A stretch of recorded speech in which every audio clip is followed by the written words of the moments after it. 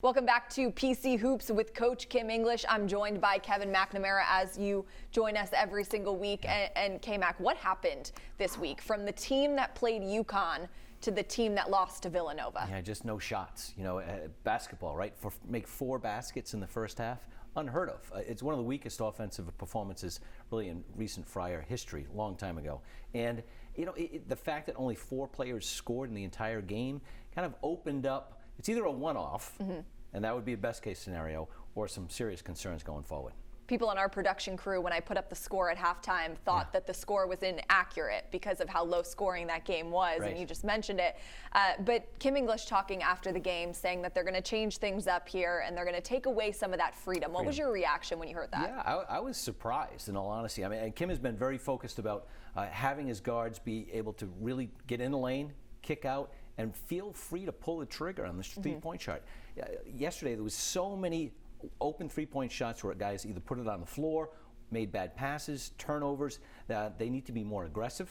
I think Kim English would be the first one to say that. Devin Carter, I believe, only shot 3 or 4 times in the first half. Certainly, if they're going to make any changes, even more responsibility on Devin Carter and Josh Aduro's shoulders. How close do you think this team is to be able to fix some of these issues? I have my concerns. You know, they have 3 or 4 players who play every game, and offensively they've been challenged for multiple weeks in a row now. So that's a serious concern. They can't keep going to Carter, Aduro, and ticket gains to some extent.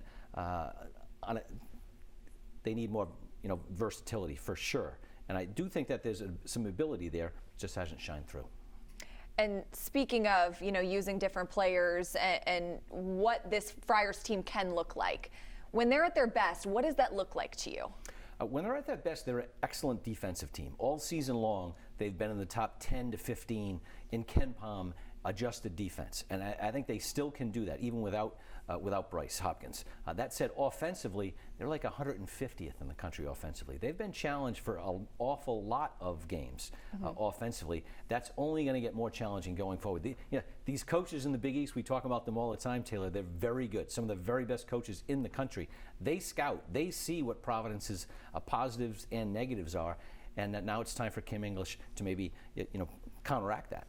As a new coach in the Big East, do you think Kim English has found some challenges here where he's had to kind of take himself to the next level as a coach? I think it's been a major challenge. He lost his first or second best player to injury, and to be able to do this on the fly. Now, they played DePaul, played Georgetown. Those are the 2 lower-level Big East teams. There's not much of that left. We have Creighton, we have Butler, we have St. John's, the next 3, coming off Connecticut and Villanova. That's the Big East, and those are the challenges in the Big East. And it's been trial by fire for Kim English and his staff for sure. And they've done a good job. But the close is going to be very difficult. And we asked Kim English this morning whether there was a sense of deflation or some kind of element of deflation after that UConn loss. You play the #1 team in their building really tough. You come out and you lose to Villanova. How do you feel like this might spiral, or do you think that this is a key point where they need to stop that bleeding if possible? It'd be great to have one great offensive showing, come out and, score 75, 80 points against one of the better teams in the Big East. I just don't know if they have that in their arsenal right now, their offensive arsenal. That said, Creighton, they want to get up and down. Creighton's much better defensively than they've been in the last couple of years, but they want to get up and down. Maybe that opens up some opportunities for Jaden Pierre. Jaden Pierre is a good offensive player. He shot 2 of 12. That probably won't happen again. Yeah. That said, Corey Floyd, Garway Dual, Rich Barron, those guys are challenged to score right now, and they need it a little bit.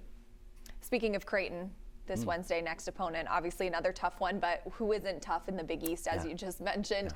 When you go back to the first matchup between the 2 teams in Omaha, what can they take from that into this one? Providence played them very tough in Omaha. And again, Providence's defense, that's the key to this Providence team.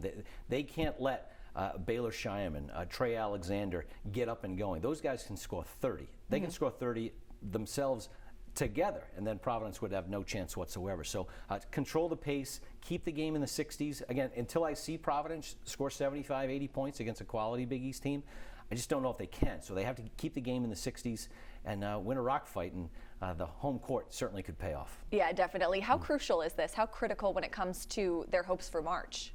have to win your home games. I think people are overreacting to that Villanova loss. Hey, it's a road game. Villanova had lost 5 in a row. Super desperate to protect their home court. They get it done.